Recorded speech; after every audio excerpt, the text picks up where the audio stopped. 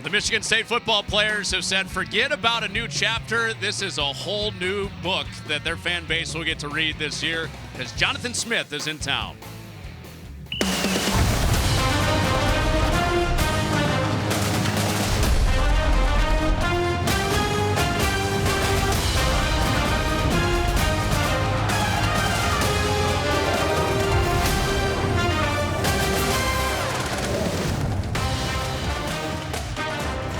Welcome to East Lansing for the spring showcase. Michigan State offense against the Michigan State defense after some drills and some practice in the first half hour or so here from Spartan Stadium. A mystery what Jonathan Smith's first team is going to look like. We get some clues today before they get to the field in the Big Ten this fall. We're glad you're with us with Anthony Herron, Connor Onion. Darian Harris will be down in the field here shortly. Now, 2021, that's what's on the mind of Spartan fans, right? Getting back to that level when they're contending for the college football playoff. How realistic is that in year one?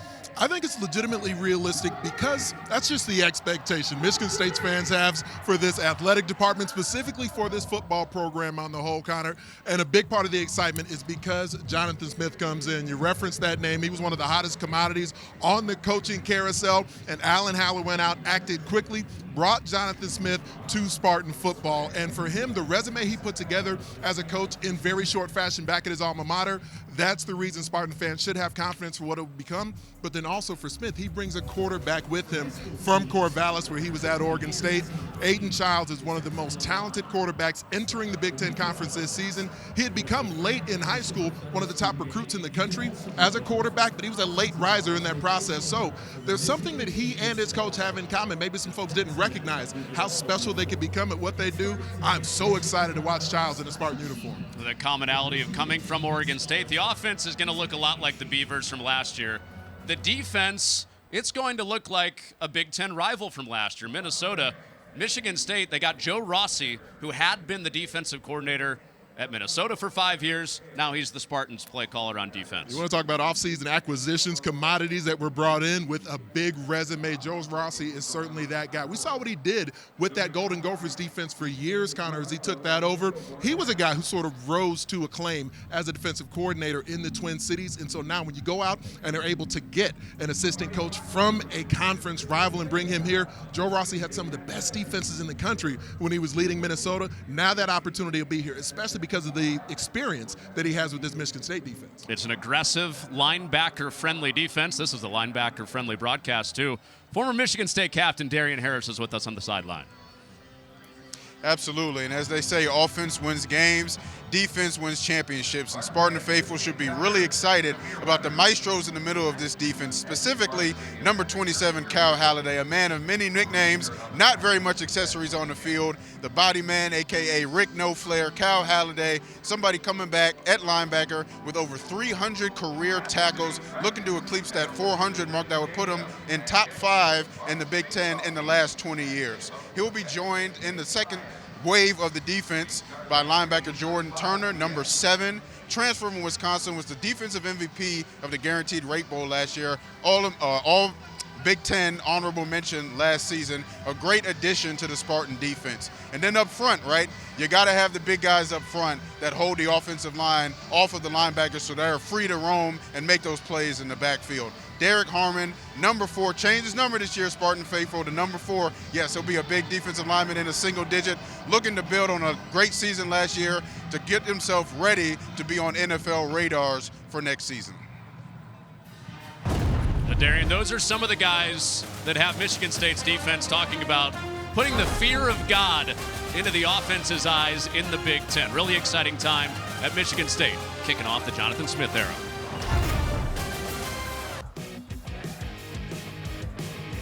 A bunch of alumni back this weekend to get their first look at Michigan State in their spring football game. We'll see the offense against the defense in some 11-on-11 as the afternoon rolls on. But we start with a little stretching, some individual drills. We'll also see the specialists in this early part as well. So first 10 minutes, we'll bounce you around, introduce you to some of the new players in the stretching part of this afternoon at Spartan Stadium. Individual drills where guys will break out into their position groups, and then we get the real live look publicly, 11-on-11. Can't wait for that here in about a half hour. It's one of the great things that makes spring football a great opportunity for a fan base because you get to see the team in unison. You get to see them getting some work in. You'll see how the coaching staff coaches them up, some of the techniques the guys are working on, fundamentals that may be a bit different from the previous regime. But then also, like you referenced, once we get to the live work later on, it'll be an opportunity here in front of fans in Spartan Stadium. The first time that a lot of these players have actually stepped onto Spartan Stadium in front of a crowd. Get to be here televised on the Big Ten Network as well. It's a big opportunity. The guy everybody's excited to hear from is Darian Harris, but also the guy that he's with, Jonathan Smith, the head coach.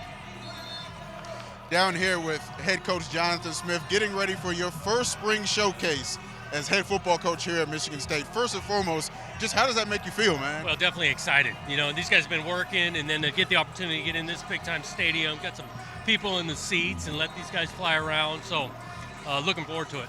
Now, you brought a great staff with you. Obviously, a lot of those guys, a lot of the staff is maybe used to moving around, but it's always a good question to ask. How have you, your staff, your families in particular, gotten acclimated to getting to East Lansing, Michigan? Yeah, the town, the people, welcoming, and it's been great that way. The transitions, you know, early on, unsettling, getting settled, guys have done it. You know, feel really good about where the staff is at in regards to having some core guys with me that I've been with a long time.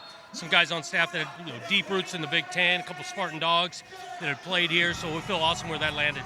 Speaking of those core guys, those core staff members you brought with you, let's focus on offense for a second. And Coach Lindgren, that's coming with you from Oregon State. What can Spartan faithful expect out of your offense? Well, he's always been innovative, and, you know, we're looking for some balance on offense. You know, the run game and the pass game matching up. We've got a system that has worked. Now, again, each time your personnel is a little bit different, we're always going to try to work to our personnel. But we're finding ways to play balance and make it hard on the defense. And then, again, sticking with offense, you know firsthand, man, quarterback position, right? Yeah. Probably the most important position in all of sports. You feel like you got a good one in Aiden Childs. What have you seen out of him that shows that he's ready to take the reins of an entire offense, of an entire team as the leader? Yeah, those are big shoes and all of that, but we do feel like he's a really good player. Loves this game, works hard at it. He's got a passion for it. I do think he's a good teammate getting around the guys, and so he's got a comfort level with the current the offense, and so hopefully we see him do some good things today. And lastly, I'd be remiss if I didn't ask about the new landscape of collegiate athletics, football in general. Yeah. Roster attrition. Do you see this as the team that's going to go into the fall, or do you see a couple more moves being made post-spring? Yeah, always tough to anticipate exactly what will take place. We're always looking to create an environment where these guys feel really good about it. And again, if they feel like they got better choices somewhere else, that's the landscape we're in. Same way on the other end of it, we're always looking to fill our roster with really good players. We'll have the opportunity to do it over the next couple months. Thank you, Coach. Good luck today. All right, Darren. Darian, we're right in the middle of the spring transfer portal window from April 16th through April 30th, so there could still be some movement, but Jonathan Smith's message is getting through. He brought back 53 players that were on this team last year and also added some guys, including Aiden Childs, who he hit on with Darian. I love the last question that Darian asked there as well, just because that's a big part of the question on the minds of most fan bases around the country, certainly Spartan fans, and wondering, a name like Aiden Childs, we've already talked about, getting depth at quarterback and Tommy Schuster, that matters a lot as well because you want your QB meeting room, and so many programs around the country end up needing to play multiple signal callers throughout the season. Next name on the list is Jack Velling, a tight end.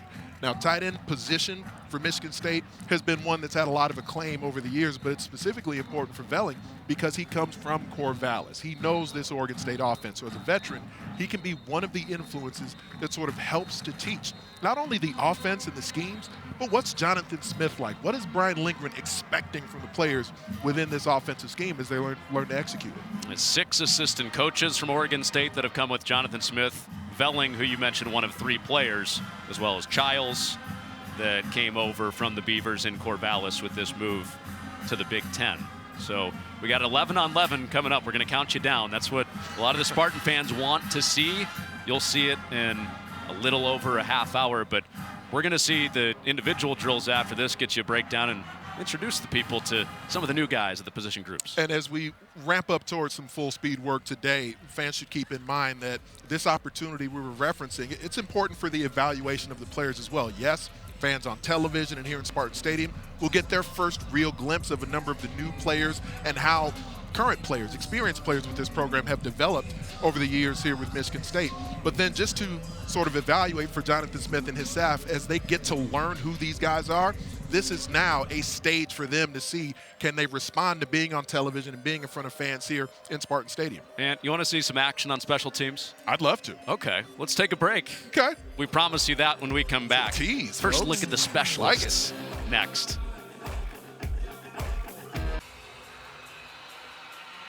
Connor Onion, Anthony Herron, former Michigan State captain and linebacker. Darian Harris down on the sideline working the field today. This is the spring showcase, which means you see a little bit of practice, a little bit of scrimmage. We're about to see the precisely broken down periods of how Jonathan Smith operates a practice, and let the fans see a little bit of that too. A lot of fans don't normally get an opportunity to sort of see how a legitimate college football practice operates.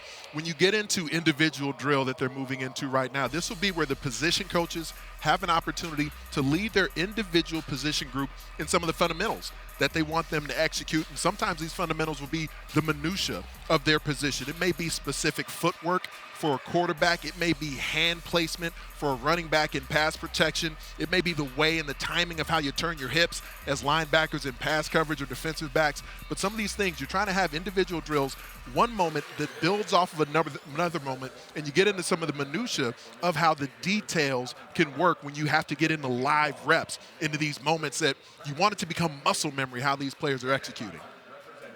And this is the fly zone part of the 7 periods that you'll see. A little bit of special team simulation to start.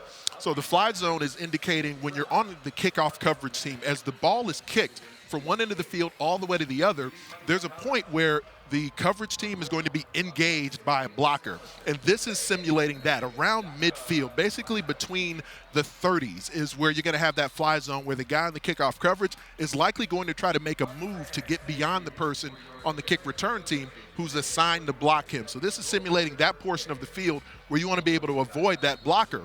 Once you get inside the 30, it starts to become more of the zone where you want to engage that blocker. So even in special teams here, like we're seeing right now, the fly zone is a very specific area of the field during kickoff where you have a specific technique you want to execute, and that's where knowing your landmarks and where you're at on the field as you're covering a kickoff is really important, because your technique and fundamentals apply specifically to where you're at on the field. What is that specific technique that you're looking for in a drill like this? Well, and that's where we're here right now, between the 30s and the 35s, where you want to make an avoid move on that blocker. So the kick return team, he's going to try to engage you as you're covering the kickoff and try to knock you out of your landmark. As you spread out across the field on the kickoff coverage team, each player who's covering the kick, 1 through 7, 1 through 8, depending on exactly how their coverage team sets up, they have very specific lanes that they cover the kickoff through. So as they're running down, the blocker will try to engage him, tie him up, and see if he can run that coverage person out of his rush lane, essentially opening up a void for the kick returner.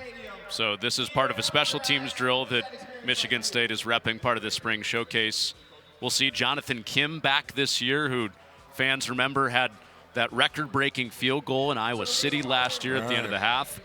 Also, the punter, Ryan Eckley, is what Jonathan Smith, the new head coach, described as maybe our team's best player in this spring. He was second in the conference last year in punt yardage. An absolutely marvelous talent as a punter, and to be able to have that, you referenced Iowa City. He had a big day in Iowa City when you're matched up with the person who's perceived in Torrey Taylor as the best punter in the country over the last couple of seasons. Ryan Eckley faced up with the Hawkeyes, had a huge day.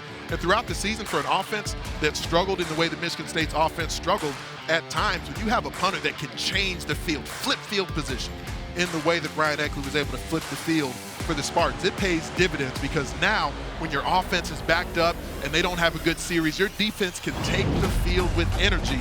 And my family and I, we just came back from a vacation in Australia. I didn't really tell anyone. I certainly didn't tell my wife. The reason I went there was because I'm thinking, let's go to the home country of Ryan Eckley. Turns out he's actually an excellent punter who's not from Australia. That's really an odd thing today in college football. He's from the state of Florida, so a domestic-born talent who came here, really athletic guy at the high school level as well, but has had an exceptional start to his Spartans career. I'm glad that your vacation was misplaced. It was. I mean, we ended up staying for a couple of weeks anyway, so we figured we'd go ahead and get it in, but turns out Ryan Eckley, not an Aussie-born punter. Well, pretty much every punter in college football now is, though, so Eckley a little bit of an outlier. So that first period ended. Now you're seeing guys break up into their individual groups, and we get to see Aiden Childs air it out a little bit. This is a guy that's not proven yet in the Big Ten, of course, coming over from Oregon State, but essentially no competition to be the starting quarterback. He's going to be the guy. Right. I mean, Jonathan Smith, he's done everything but name Aiden Childs, the definitive opening day starter. And when you're a quarterback who transitions in with the head coach, it's one thing to be a well-regarded prospect, transition to a program as you transfer in, and folks sort of have an expectation that you're likely to start. When you go with the head coach and you know the offensive system, that just enhances the expectations for what you can mean to a program when you come in. And there have been a number of quarterbacks here in East Lansing in recent seasons that have had a level of expectation where fans have wondered, can this be the guy, kind of the next great Michigan State QB that can add consistency behind center for the Spartans? And they've come up short of having that year-over-year consistency at QB. But after last season, playing in a number of games, usually rotated in for Oregon State in the third series in Jonathan Smith's offense as he backed up DJ Uiagalelei. But the reason Jonathan Smith wanted to make sure he got him some time was because he felt like Aiden Childs was prepared, was ready for it, not necessarily ready to be the full-time starter, but he certainly showed he could command the stage and played really well in limited action. When Childs went into that true freshman year at Oregon State, expecting that he would start until they brought in Uiagalelei, and he got to play that third series of each game for Oregon State. Well, defensively, we talked about Joe Rossi and what he brings to this defense as the new defensive coordinator. Linebackers are going to love playing and flying around for this guy. The one thing that the players that have come back have said, there are more plays to be had in the backfield for these linebackers, which helps your stats and helps your mindset as a linebacker, right? And there's so much detail just in the minutia of how Joe Rossi coaches a defense, because he's not a guy whose blitz percentage within his scheme is going to be off the charts on a consistent basis. But situationally, he certainly does like to heat the pocket up. He'll do it from the second level. He'll do it from the third level. And, I mean, the previous staff that was here defensively, they didn't mind blitzing in their own right either. It felt a little bit more chaotic. Joe Rossi's defensive scheme is a little less chaotic than what these veterans here that return to Michigan State are accustomed to. But the way they game things up front, and the timing of when they bring pressure from the back end, that's where we've really seen Joe Rossi as a defensive mind when he took over at Minnesota on PJ Fleck's staff. That really paid dividends for the Gophers.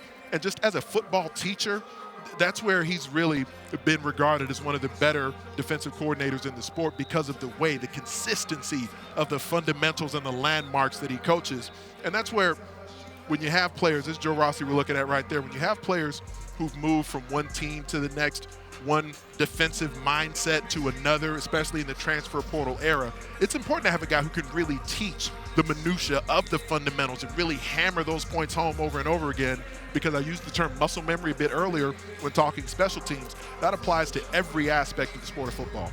And it's not the Wizard of Oz effect where he's up in the booth and behind the curtain. He's down in the field coaching the linebackers, as you see in this drill. So linebacker-friendly defense and a hands-on defensive coordinator that gets to be with those guys daily. And folks might wonder, why do you have the linebackers backpedaling like this? I mean, especially in modern college football, you want everyone on the field, especially guys at the second and third level of your defense, to be able to get out of a backpedal, transition downhill, and make plays on the football. Takeaways are so key, especially when you factor in the up-tempo nature of offenses, the amount of possessions that happen in a football game. When you get a pass deflection, yes, that's a nice play. But when that pass deflection can turn into an interception where you're taking the ball away from an opponent, you certainly want to make sure you can take advantage of those opportunities. All right, so the clock's winding down to the final seconds of this period. Not a lot of fans get to watch practice all the time. When that horn sounds, there's no walking. They're taking off and getting to the next spot. Yeah. They're going to be on the go when the horn blows. You go from one period to the next, and sometimes that one period is right next to you. Sometimes it's just an adjustment in your mentality where you're getting out of one element of your game and getting into the next mode that you're in right now. So you see here the offensive line that we're transitioning into right now, they're not necessarily moving to a different area of the field, but they've gone from working on some of the footwork principles and sort of one-on-one blocks. Now you see the offensive line working on combo blocks. And so that's where they didn't have to move from one space to the next, but one period to the next lets them know we're done with the previous element we were working on there. Now it's time to get into more of these scoop blocks and double teams. This is huge for the offensive line, and it's why the continuity that's necessary up front, when you have a center who's accustomed to working with the guard next to him, a guard who's accustomed to working with the tackle who's next to him, just an inch or a couple of inches can make a huge difference in whether or not you have a successful combo block, because the timing of it matters a lot. The body position of that defender, is he inside eye on that offensive tackle, or is he outside shoulder of the offensive guard? And you have micro moments to communicate that with your teammate next to you up front on the offensive line, and it can end up making a big adjustment in how you both try to simultaneously engage that defender to make sure you move him off the point of attack and then try to engage the second level of the defense. Well, that offensive line is the most challenging group for Jonathan Smith to figure out in this spring, he said. Part of that is his defensive line. They know that group is good. Still figuring out this group that turns over 3 starters from last year. They do bring back a couple of guys on offensive line, including Brandon Baldwin and Gino Vandemark. But this defensive line group that we're going to get a look at, they're going to have some fun this year because it's not fully static. They're going to use a rush ends, and I know that's excited a guy like Chris Bogle, who played in that role a little bit in Florida before he was at Michigan State last year. And to be able to rush from a 2-point stance, it does change things a bit for that particular rush end position that Joe Rossi became known for when he was coaching the Gophers defense. And so that player will essentially still be a defensive end, but to be able to do that from a 2-point stance, you won't know as much as an offensive edge blocker, whether it's the tackle or the tight end, what legitimately is the responsibility of that rush end? Will he always be a pass rusher in every scenario, or will this be a player who's assigned to drop into pass coverage? Will he be a player who's the 9 technique outside, or can he stem overall and be more the edge player on the inside between the tight end and the offensive tackle? You see there, we were about 23 minutes away from getting live 11-on-11 work here. So that's where on the whole, all this stuff that's happening right now, the individual position coaches, they're going to want to make sure that these fundamentals are able to be applied once you get to live work. So those are the ends. The rush end is part of that, doing a little bit of both in that hybrid role. At defensive tackle, Derek Harmon was the first guy that Jonathan Smith mentioned. At defensive tackle, he's a returning starter for the Spartans. They also added Quindarius Dunnigan on the defensive line, all-conference player at Middle Tennessee State, and Daquan Dowse, who was a starter at defensive tackle at Georgia Tech last year. And to be able to have depth up front on the D-line, it matters so much. And so even when you feel comfortable and confident in your front line starters, even if you don't necessarily think you may lose guys to the transfer portal, you can never have enough D-linemen, especially in playing Big Ten football. Then you factor in the depth of what this conference is becoming by adding in some of the additional brands from the West Coast. It's going to be a battle week in and week out up front on the line of scrimmage. And so with that in mind, it makes a lot of sense to rotate fresh bodies through just to keep guys as fresh as possible from one game to the next. And Darian has a little bit more on the defensive line. Somewhere where the Spartans have struggled, especially in the last couple years, is just size up front, not only in the offensive line, but the defensive line. And you mentioned Derek Harmon and the transfers that's been brought in, as well as the depth behind them. Even on the edges with Jalen Thompson, the weight he's put on, their size up front is going to help them a lot this season. Just looking like a Big Ten front, getting off the bus. Like Derek Harmon, that's one of those guys, you want him to be first off the bus. Talking about a 6'4", 6'5", 320-pound mammoth up front. That's the type of guys that have to be up front to be able to be successful in this conference, because as we know, okay, this conference is known for O-linemen and D-linemen. If you don't have those big guys up front, you're not going to have a successful team. Darian, Maverick Hansen is in that conversation too. You talk about Derek Harmon, who is 330 pounds. You got Hansen at 315, who started some games last year for the Spartans too. To have that additional size, additional depth, it allows confidence for a coaching staff to rotate those bodies throughout a game and make sure that, you may have played well that previous series. It's still okay for you to come to the sideline, get a quick break, catch your breath, and come back in and still continue to play with energy. So about halfway through these individual periods, 7 individual periods, get a look at the quarterbacks. We talked on Aiden Childs a little bit. He's the starter unless there's some sort of upset in the summer or fall camp, according to Jonathan Smith. But to have some depth at a position where, for the first time since World War II, they didn't have a quarterback on campus at one point this offseason. Tommy Schuster brought in from North Dakota. Also, Rylan Jesse and Alessio Milivojevic are both scholarship freshmen that they bring in from San Diego and the Chicagoland area. Having depth at that spot, and especially when you factor in that Tommy Schuster is expected to be the backup, the most experienced guy as far as playing time on the field, and the tight ends they're throwing to right now, not a lot of experience within the whole tight end room, but they'll have Jack Velling as the starter there. He's anticipated to be the guy who steps in, and he's one of the players who came over from Oregon State, was an all Pac-12 performer for Jonathan Smith and Brian Lindgren last season. And so even though he hasn't been a Michigan State Spartan for very long, Jack Velling will be a guy who can help teach, we're looking at him right there, will help teach the offensive system for all the rest of the guys, not even only the tight ends, but everyone else on offense as well. You know, tight end is a very, very important position on the offense, especially the offense of Oregon State under Coach Lindgren and Coach Jonathan Smith.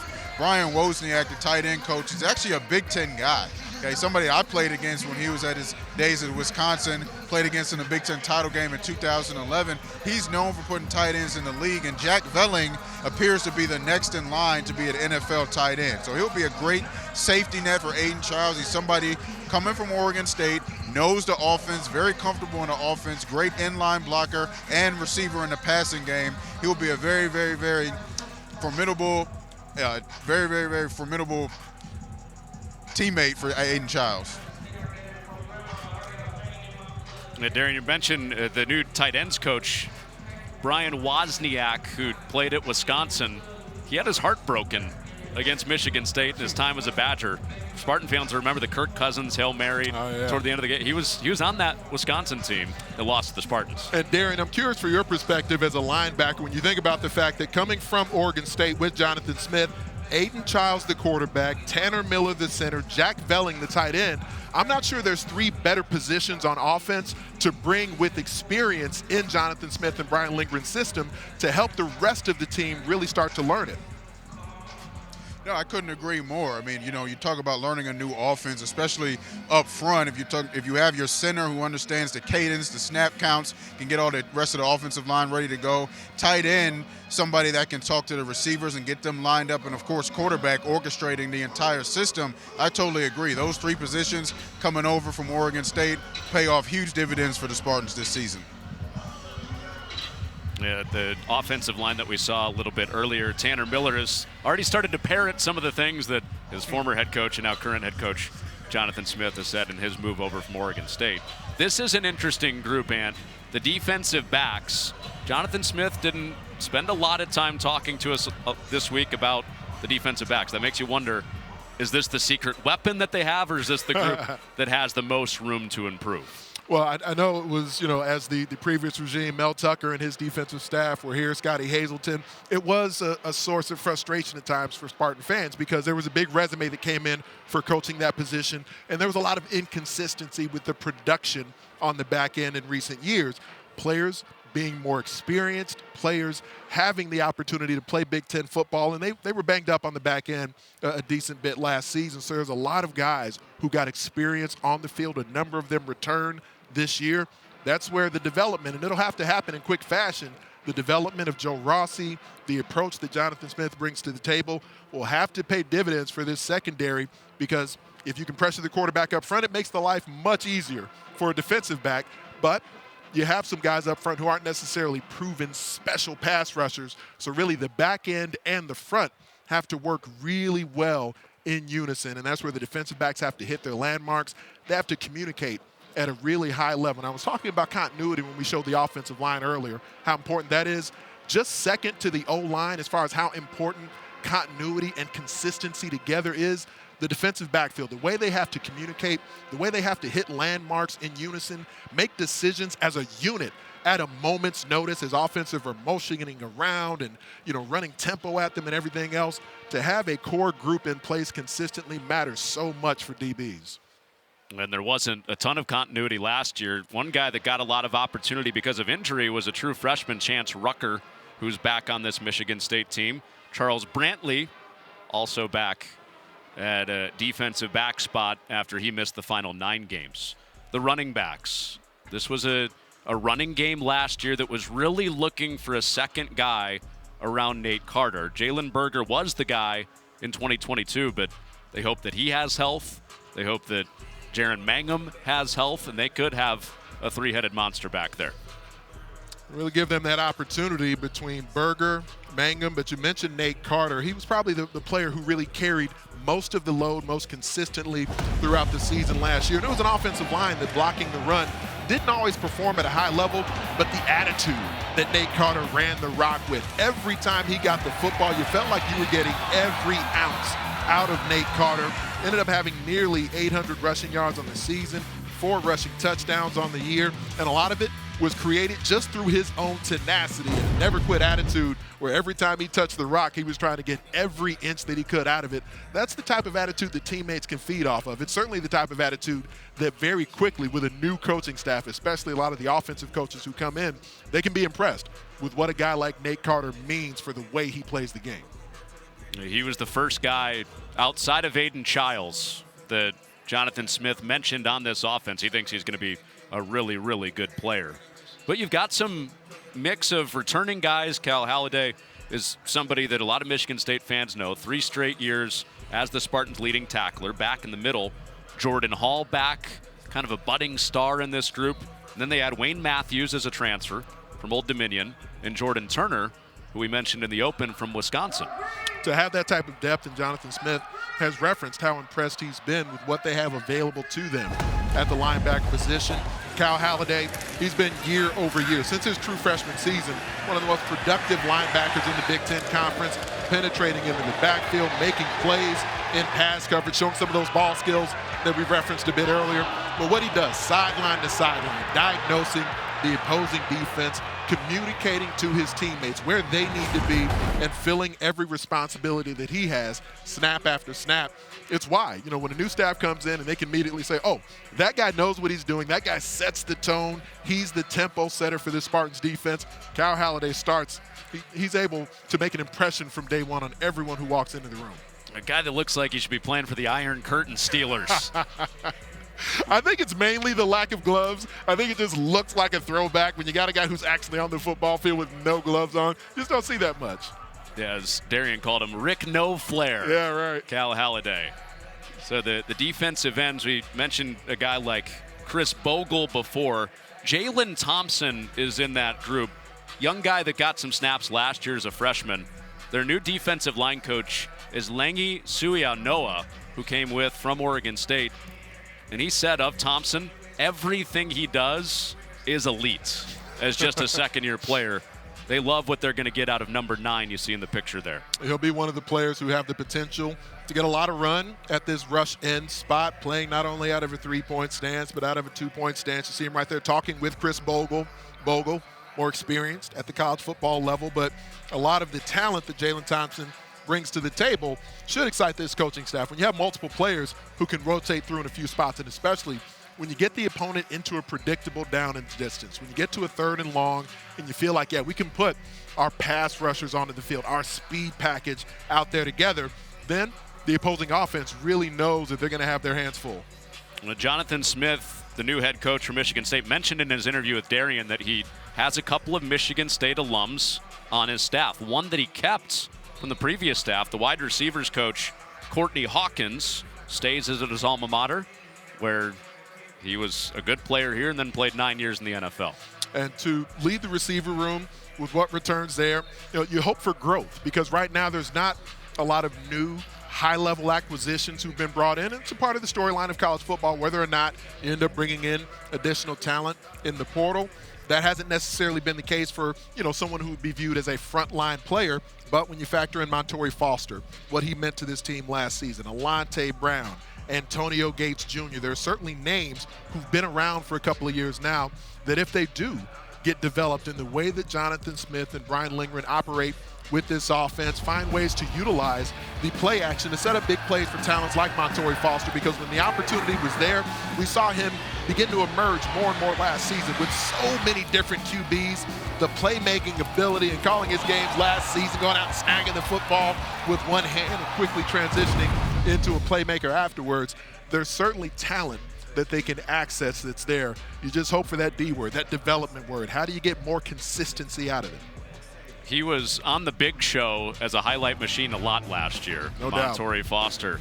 Guys in the studio talking about him quite a bit. This is the schedule. It starts at home against Florida Atlantic, and then your first Big Ten game for the Spartans is at Maryland. Interesting non-conference game. Get to see former Penn State coach Bill O'Brien, now at Boston College. In those next 4 games, you're going to learn a lot about Jonathan Smith's first team. Ohio State, Civil War rematch, essentially, because Oregon State, that was the rivalry for Jonathan Smith. And then Iowa and Michigan next on that schedule.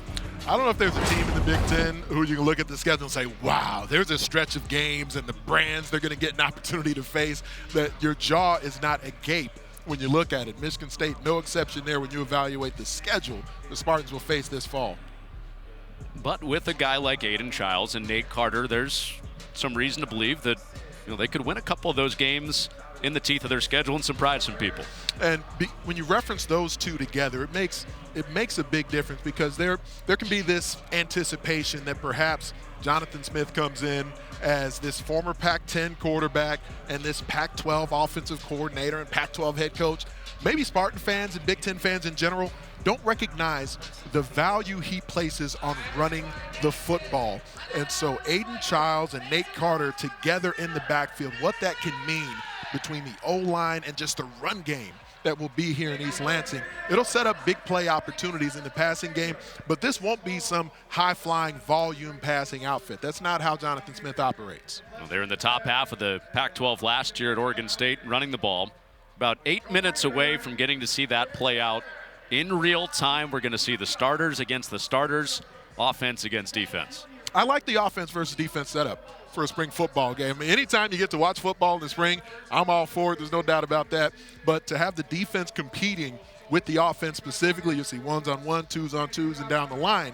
But the defense will have a certain way that they're able to keep scores and score points. The offense will do so as well.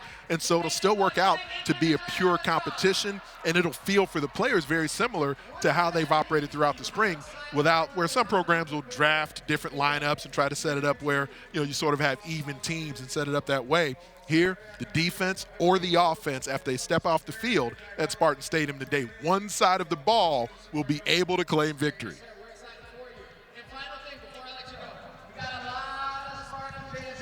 Yeah, you just mentioned, Anthony, the drafting of players. We did that here at Michigan State when I was playing here, and while it was fun to host that draft, see who gets picks first in each position, you were playing next to guys you probably weren't going to play next to during the season. So the continuity piece of it was a little challenging once we got to fall camp. I agree. I love the offense versus defense, especially for the O-line to get a chance to play with each other in a new system.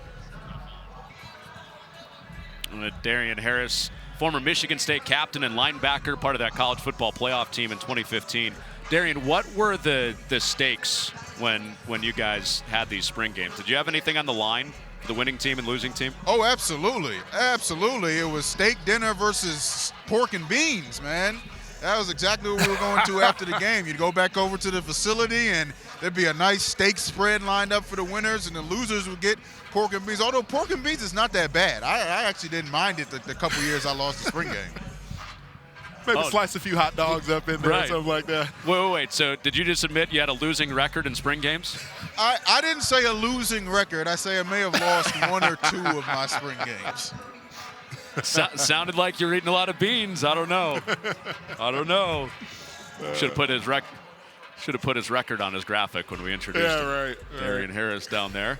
About a minute left of this second to last period in the individual drills. Got to look at Tommy Schuster a little bit too, the quarterback that came in from North Dakota. He was a 9,000-yard career passer in Grand Forks for the Fighting Hawks. Let him do a couple FCS playoff berths and gets to come back to his home state. He's a Michigander, and he gets to close his career in year 6 as a quarterback in that room with Childs, Jesse, and Milivojevic and Scorfar rounding out the lineup for Michigan State in the quarterback room.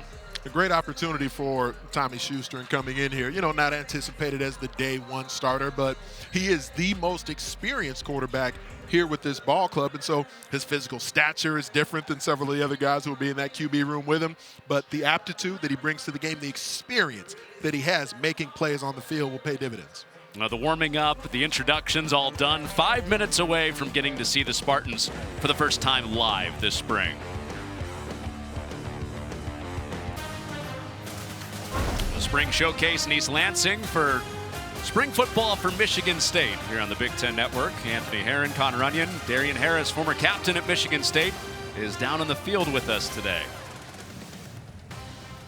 Down here with former Spartan captains Trey Mosley and Nick Samac back in Spartan Stadium. On the other side of it now is former players. Starting with Trey, man, how does it feel to be back in Spartan Stadium? I believe this is for your first time not suiting up in the green and the white.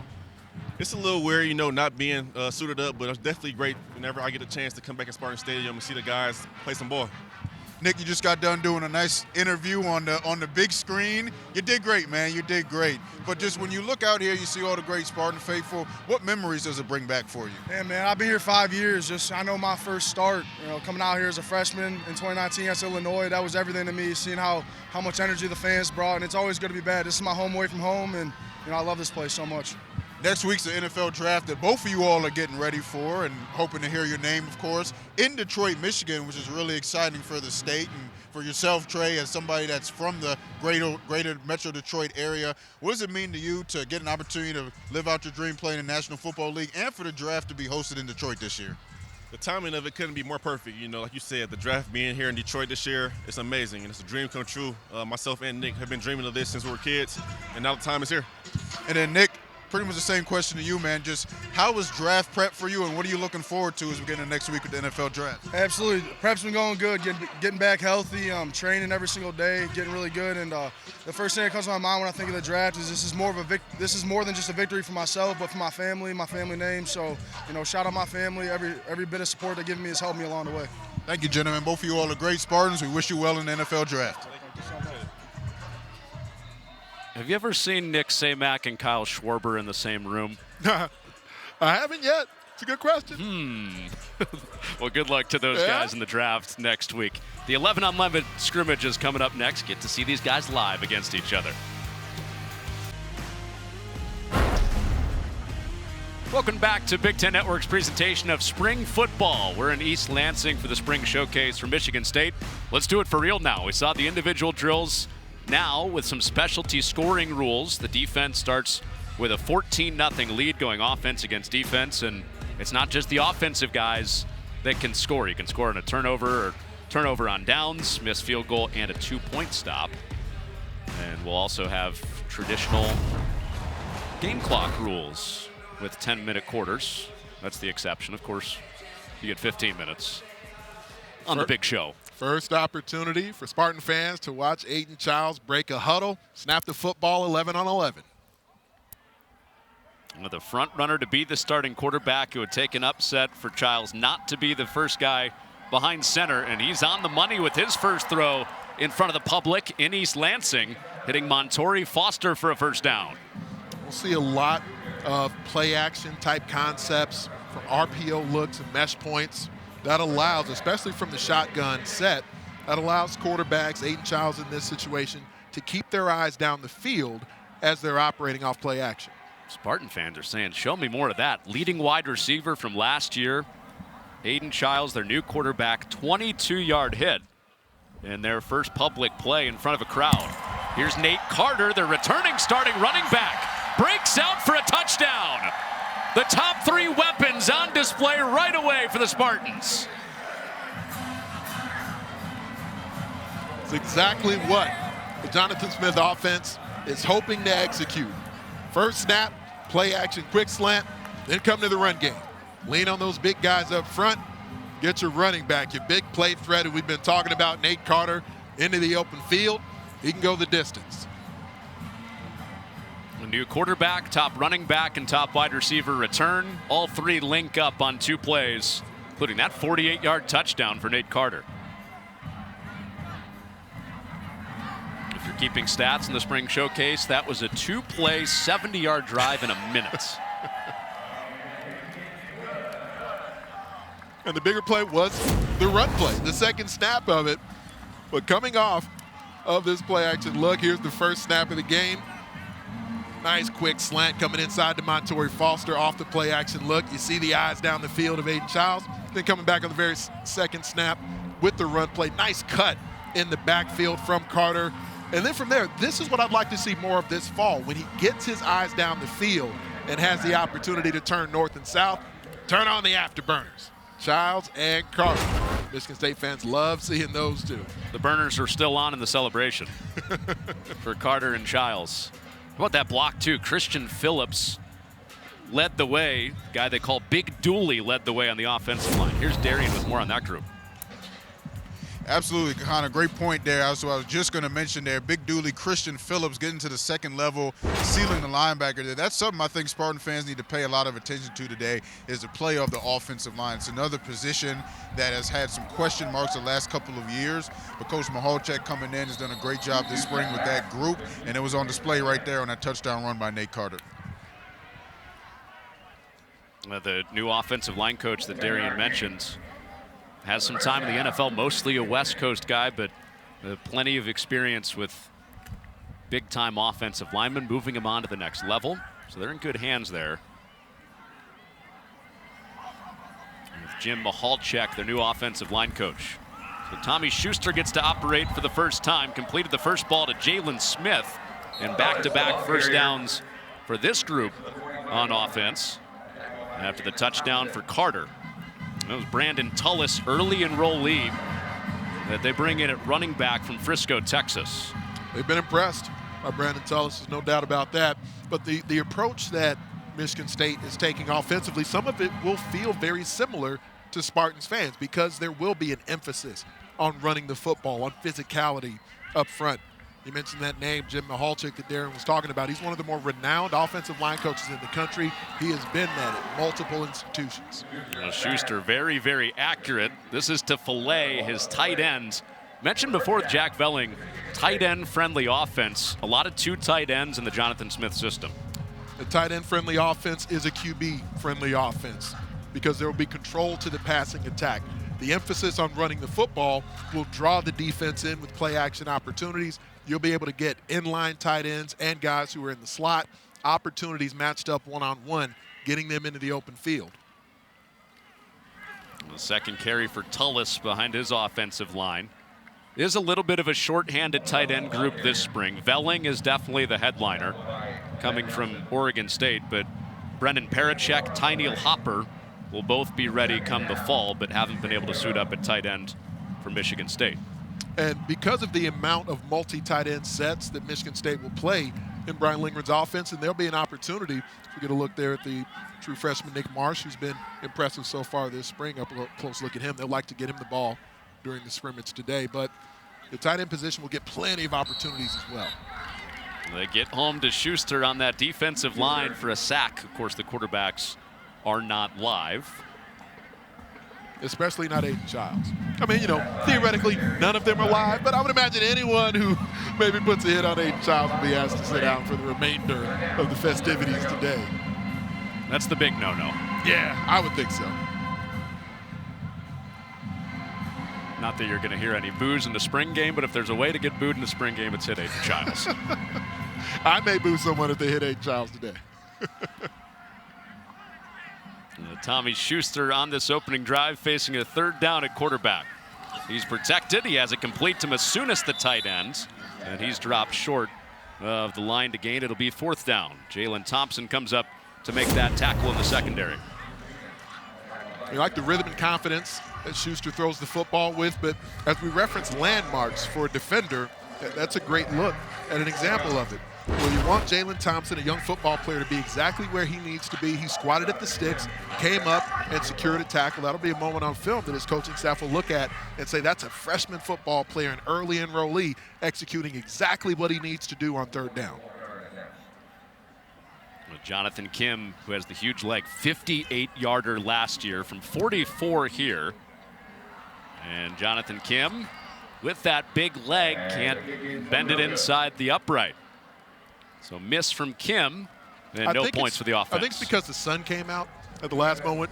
it's been kind of fall weather so far in this spring day in East Lansing. May have caught Jonathan Kim off guard. Suddenly the sun was out. No one was expecting that. So that's a couple of points for Joe Rossi's defense. Remember the defensive scoring? Yeah. They get a stop. So the defense leads it after giving up the touchdown on the first drive to Nate Carter. 18-17, defense leading the offense here in the spring game. So right now, stakes to the D. Oh, wait, scoring correction, 17-7, defense leading the offense at the moment. Wait, it is 4 points, isn't it? Missed field goal. That's what I had it down as. I'll take your word for it. I trust you. The scoreboard and scorebook showing 17. Maybe they changed that rule on us.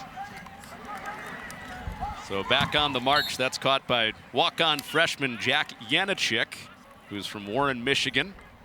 One of the several Michiganders in that wide receiver room with the catch from the true freshman Alessio Milivojevic that comes in from the Chicagoland area, played at St. Francis High School in Wheaton, Illinois.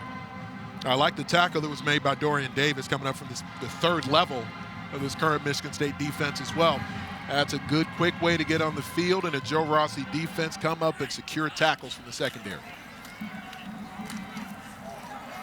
To the run game for Milivojevic, and that ball came out at the end. It was jarred free on the Jalen Berger carry. So the secondary coming up aggressively. You saw Dorian Davis. Ball be brought back to the spot of the fumble, results in the first down.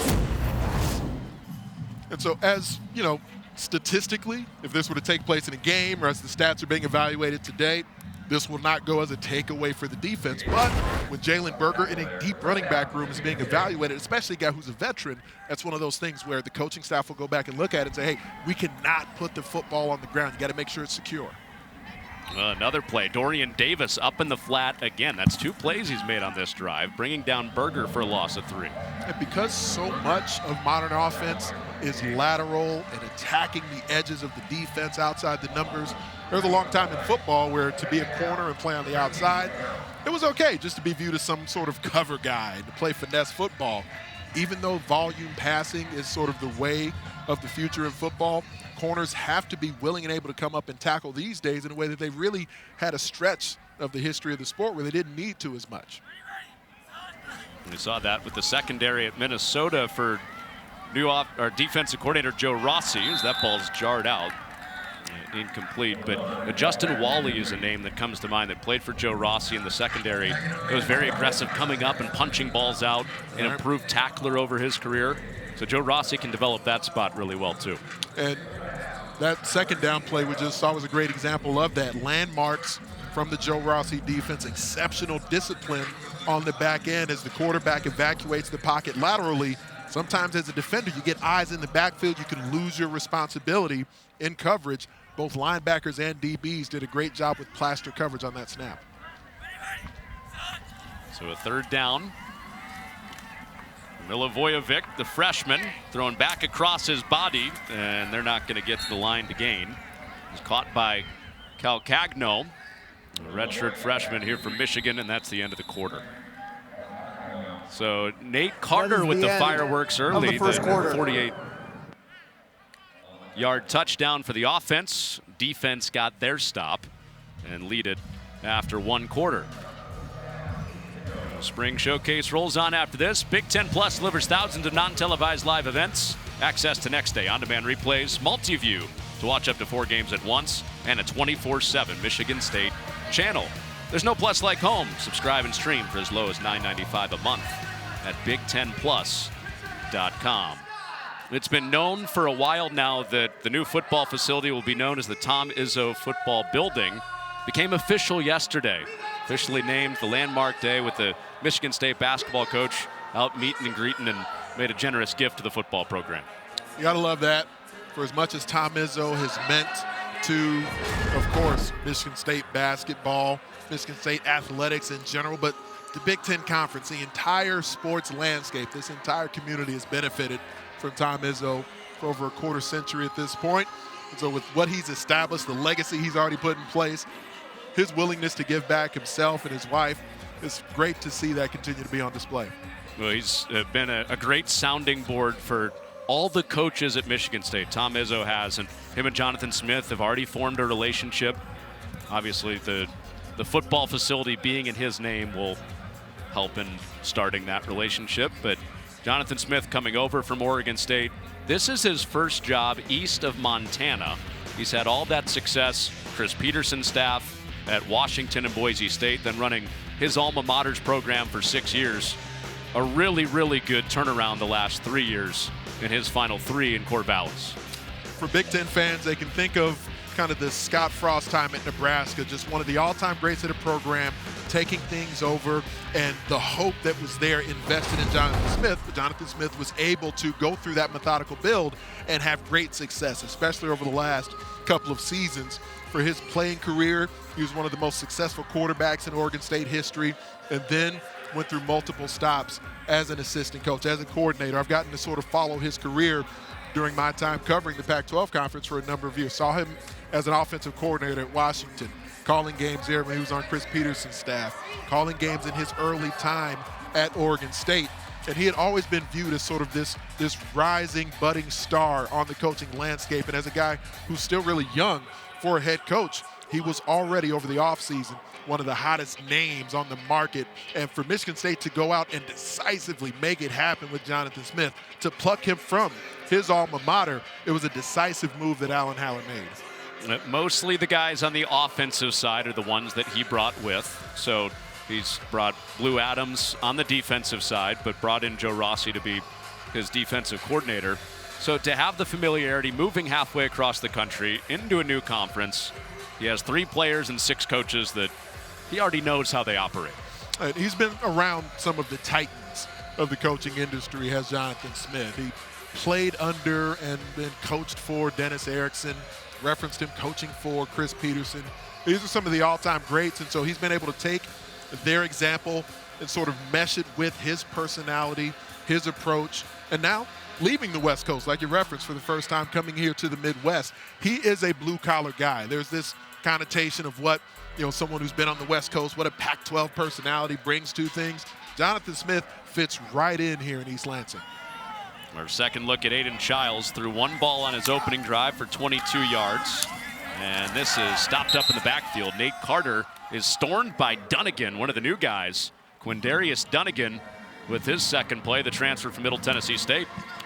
Finally some penetration in the backfield for that defensive front. Now we'll see Aiden Childs under some pressure from the chains. And pressure, certainly nothing new to Aiden Childs. I got to watch his high school career develop, especially down the end. He played in the All-American Bowl down in San Antonio a couple of seasons back. It was really a pleasure being around him at that point in his development. After the negative play on first down, Childs off target there, looking for Foster, who he hooked up with on the first play of the scrimmage. And I don't throw the name C.J. Stroud around lightly, but I do it in comparison with Aiden Childs, because watching them both as they were leaving high school and interacting with them at that point in their development, Aiden Childs reminded me of C.J. Stroud a good bit, being around him that week in San Antonio. You're getting Spartan fans all riled up with that. Well, I know, and I'm trying to temper the excitement that I have myself, because the physical attributes are exceptional, but what he is mentally and emotionally is doubly impressive even beyond that. Well, Spartan fans are starting to think, okay, we'll get him for 2, 3, maybe 4 years. Then he's going to go to the NFL, be a Rookie of the Year. He's going to lead us to the playoffs. And to sort of detail what I mean in that comparison, C.J. Stroud, a late bloomer as a recruit in high school, carried that as a chip on his shoulder throughout his time in Columbus at Ohio State. Aiden Childs very similar in that regard. Broke his wrist on his throwing hand very early in his junior season of high school, so missed the majority of that year. He's a California kid who saw himself being compared with a number of the other top players in the state, top players around the country, and knew he could play at that level, could compete at that same sort of caliber. And then very late, his senior season, now everyone around the country recognized the caliber of recruit he should be, but then stuck with his commitment that he made to Jonathan Smith at Oregon State. We were talking before the broadcast, Anthony and I, about Aiden Childs, and he mentioned the C.J. Stroud comparison. And it's not just about the play on the field, but exactly what Anthony's talking about, the demeanor. I've had an opportunity to spend some time with Aiden, not just during his recruiting visit, but also with his time on campus here with his family, his wonderful mom, Nikki Childs. his ability to galvanize a team, his leadership ability, his understanding of the position of quarterback and what it means to be a leader, that's what's going to take him to the next level, and that's what Spartans Nation should be excited about. So, of course, the play on the field will speak for itself, and it'll come over time, but the demeanor to be a starting quarterback in the Big Ten, and this is his first time doing that. This is his first time coming out of a locker room as the starter, as the number one, and we have to see how he develops in that regard, but so far he's done a phenomenal job. Well, Darian, Aiden Childs endeared himself to his offensive line when getting here to East Lansing. He took him out for a steak dinner. We were talking to Jonathan Smith about that this week, and he was like, I didn't get an invite. Where was my invite? Did Darian Harris find himself at the table for that steak dinner? I didn't get an invite either, and I know where he took that online, and I've had a steak there before. It's really good, so I'm going to have to talk to him about that after this game. Well, we saw him talking to Jim Mahalchik there on the sideline. Maybe Jim Mahalchik's trying to figure out why he didn't get an invitation with that O-line either. Yeah, Jonathan Smith obviously saying that tongue-in-cheek, but the way that he's balanced this egoless personality with the confidence to be able to lead a team that's brand new around him has been really impressive this spring. And in personality, you know, he's more bubbly than C.J. Stroud is just as a pure personality, and it's a part of what, you know, the comfort that he carries himself with, the confidence that's there. He exudes a lot of that confidence, but it's still in a very approachable way. As Spartan fans really get to know Aiden Childs, I think they're going to fall in love with him. And Schuster's pass is broken up, incomplete. Ade Willie comes in and clubs it away from Jalen Smith. And one of the aspects of the game of Aiden Childs that we won't likely get a good look at today, he brings a lot of athleticism to the table as well. So that'll be able to put pressure on the opposing defense. Do want to catch the ball cleanly, of course. Jalen Smith with the drop there. And that's one of those things, you know, I was talking about the minutia of various coaching points. We referenced Coach Hawkins a little bit earlier. You want to look the ball in as a young football player. Make sure you're securing the catch before you try to turn up the field and make a play. Jalen Smith, you saw him a couple times there at wide receiver say, my bad. This is an important day for the wide receivers outside of the top 5 on the depth chart. Jonathan Smith said, we're really comfortable with Foster, Glover, Brown, Gates, and Marsh. But who's that next guy? Who's number 6 that can maybe crack the rotation and see some snaps at wide receiver? Bit of a prove-it day for that group. And over the middle, Schuster complete to Nick Marsh. And that's their top-rated recruit, one of the guys that's already found himself in the top group of wide receivers. He was a priority for Jonathan Smith. Nick Marsh had committed previously to Mel Tucker's staff. He was a high-level recruit at that point, 4-star guy, one of the top 20 receivers in the country. When Jonathan Smith accepted this job, he immediately was able to reach out to Nick Marsh and make sure that they could secure the commitment that had been made previously. They were really excited when he stuck with it. Nicknamed Megatron, so you get the C.J. Stroud comparison. Now you got a wide receiver that gets the Megatron nickname. Keeping him home, keeping him committed. Like you mentioned, Nick Marsh was committed to the last staff, but the priority to keep him is probably going to pay off right away. We've seen 2 catches from him on this drive. And on a day like today where, yes, there's not 80,000 people in Spartan Stadium today, but it's the best opportunity that's here now in a controlled environment to at least look at what's a player going to respond like when they actually get in the stadium against fans, on television, and in live reps. In the red zone, Schuster on 2nd down and goal, and Berger bangs his way up the middle, and he is in for a touchdown. Jalen Berger, the guy they expect to be right next to Nate Carter in that backfield, as a featured guy. Very talented player, was one of the top all-purpose backs in the country when he came out of high school. Initially began his Big Ten career with the Wisconsin Badgers before transferring here to East Lansing a few seasons ago. He's dealt with some injuries at times. You see the shoulder harness there on his left arm. But in dealing with some injuries, he's always found his way back into the lineup. Yeah, not a full run at it last year because of those injuries, but he was the top rusher for the Spartans 2 years ago, following up Kenneth Walker's great season in 21. This was Berger's touchdown. When you get inside the 5, there's not usually going to be a lot of room to operate. Sometimes as a back, you just got to be willing to turn north and south, drop your shoulder on a tackler, continue to drive those legs, making sure you secure the touchdown. We used to call that BYOB. Bring your own blocker as a running back. You got an unblocked defender in the hole. Can you move him back against his will? You guys were being ironic with that, right, as college kids? Really? How so? Come on. What do you mean? Uh-huh. Uh-huh. I have no idea what you're talking about. I see you. I see you. I know what you were doing. I'm at a loss. I don't even know what you mean, Connor. I'm done with you.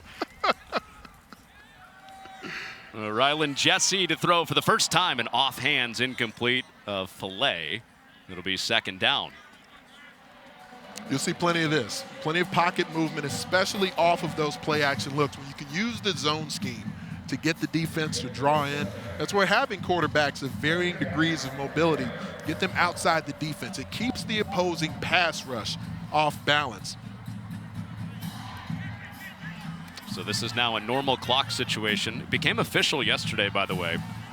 College football will have a 2-minute warning this year, like the NFL. And of course, the 2-minute mark also kicks in the clock stopping on first downs. So we get to see some of those in effect right here with 2 minutes left as Jesse slings that complete. Zach Gillespie on the grab. It'll be third down. I like that ball from Rylan Jesse. Being able to fit it where his pass catcher was the only one with an opportunity to receive the football, throwing it away from the defense, but still within the cage of his pass receiver. Flutters one out to the edge, and that's not going to get there. Davion Prim is stacked up, fourth down. Didn't like that pass quite as much because it's just where he put the previous ball in a position where his pass receiver could continue to advance the football. That one, not so much, as he had to float it over the outstretched hands of a pass rusher. Jonathan Smith took a timeout, first for the offense. They'll have a couple left. Get Rylan Jesse some work on a fourth down, unless they bring out the specialists, which it looks like they will. Well, hey, tonight don't miss Big Ten men's lacrosse, Michigan against Ohio State. Coverage starts at 7 Eastern only on the Big Ten Network and the Fox Sports app. A full day of spring football, then men's lacrosse to cap it off. And it will be a punt coming, gliding on air. No rush, no block. So another chance to get a little look at 2 minutes. There's Alante Brown, one of the guys that's doing some returning today, wide receiver for Jonathan Smith. Let's see who they go with at quarterback. I wonder if they maybe put Childs back out there and we get to see him in the 2-minute spot. Looks like he's strapping it back on here. Certainly look forward to that. You go some hurry up, you go some no huddle.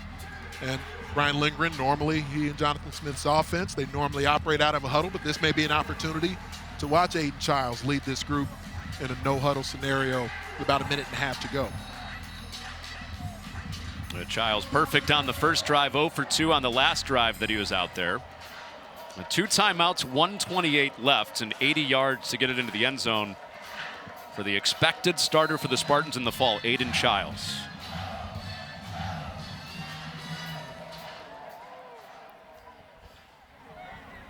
He brings Nate Carter back out there with him at running back, who had the touchdown in the first drive of this game.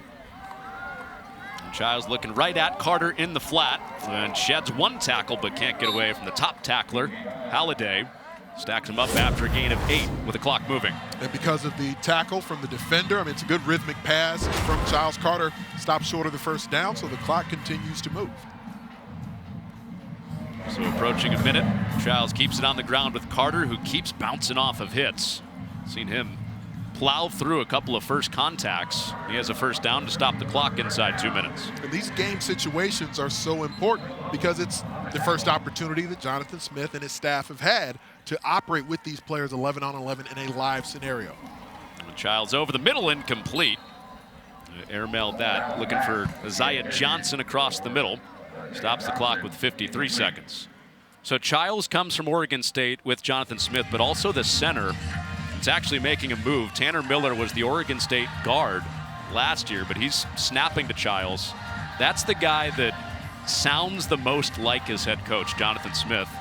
Coach talked to us this week and said, especially in these 2-minute spots, he's starting to sound like the exact same tone, cadence, everything that I use when coaching 2 minutes. So right down the middle with quarterback and center, Smith in good hands. And that's exactly what Tanner Miller says all the time in those huddles is next one, next one. Incompletion better than thrown an interception, but I think Childs wanted something different from his receiver there, huh? I think he may have just been talking smack with the pass rusher there on defense, who was trying to get some penetration into the backfield. But that next one, the mentality of getting to the next play, especially where an incomplete pass in a 2-minute scenario can be much better than throwing a completed pass short of the sticks and allowing the clock to continue to run. So having that in your mind as a quarterback, in your mind as an offensive unit, really helps with the clock management.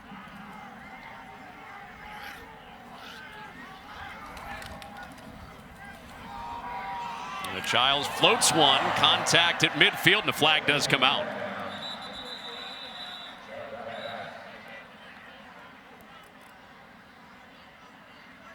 I think as Brian Lindgren goes back and looks at the film here for Aiden Childs, he may say you could have even gotten this out of your hands just a hair earlier, but the placement of the football where Jack Velling did have an advantage from a leverage perspective on the defender, that's a part of where the penalty flag was thrown as Dylan Tatum came in kind of cleaning up Jack Velling before he had an opportunity to make the grab. Tatum, a guy that's been flexible positionally, played a lot of cornerback last year. He's repped some safety in the spring. That's where they expect to use him in the spring, or in the fall, excuse me. So college football, a 15-yard flag, but you do get a fresh set of downs with 42 seconds remaining here for the offense. Big opportunity for the defense, and this is where the pass rush I was referencing a moment ago, you want to be able to close the door on an opponent here. You need a pass rusher to emerge. Is it Chris Bogle at the bottom of your screen, the opportunity to turn the corner? Childs floats another one. That's caught. Foster reels it in on the contested ball. There's going to be a lot of pluses on that particular snap because I mentioned the name Chris Bogle. He got home with his pass rush and turns the corner on the left side of your screen. But because of the rhythm, the timing that Childs threw this pass with, he still got it on the money to Foster. Foster beat Chance Rucker and right on the edge of the red zone, pushing the red zone again, and that's incomplete from Childs. Isaiah Johnson, the intended target there after this nice hookup again from Childs to Foster. And Montorie Foster is 6 foot tall, so I mean it's big enough as a receiver, but it's not Megatron size. He's not 6'4". He does have the ability to go beyond his frame to make grabs though. So he's got an exceptional catch radius that we've seen throughout his young Spartans career, even though he's not one of these skyscrapers playing wideout. A breakout year last year for Foster. He was in the shadows of guys like Jaden Reed, Jalen Naylor, Keon Coleman. Yeah. All guys either in the NFL or about to play in the NFL at wide receiver. And Childs to Carter for his second touchdown of this game.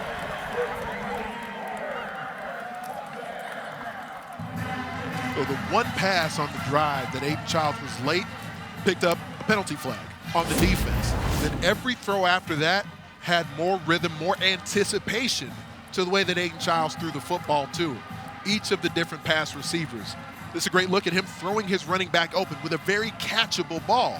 I would imagine if he were throwing this to a wide receiver, maybe he tries to go a bit more back shoulder. But here, because he saw the way that Nate Carter had outflanked the defense, got beyond them, he's able to teardrop it over the outstretched hands, put it right on the money. So Carter, a rushing touchdown. Now he catches one out of the backfield from Aiden Childs, and the offense has their first lead after it was a 14-0 defense jump. That was part of the rules of this game. But you can get points with stops on defense in this game. Big Ten today has our experts back in the studio talking about everything in the Big Ten. It's weekdays at noon Eastern, only on the Big Ten Network. That will be the last play of the half. So a little 2-minute action. Childs to Carter. Offense humming in the spring showcase for the Spartans. Welcome back to Spartan Stadium. It is the spring showcase, the first public look at Jonathan Smith and this new look coaching staff and team for the Spartans. Busy day in East Lansing because you had a 5K, some alumni coming back today to run in the 5th annual Izzo Legacy 5K. 8,000 people ran, and everybody that ran got to take a picture with Tom Izzo, the head basketball coach here at Michigan State, after Cheeks got to be hurting for Coach Izzo because every single person was there after the race. If you want to run again, if you're a Spartan fan running today, or if you want to get a chance to run this summer, scan that QR code July 13th. The BTN Big 10K is back at Soldier Field in Chicago. Post-race tailgate party. You can wear the t-shirt of your favorite school. It'll be a lot of fun. Hope you can join us July 13th in Chicago. Second half of the spring showcase is coming up from East Lansing here shortly.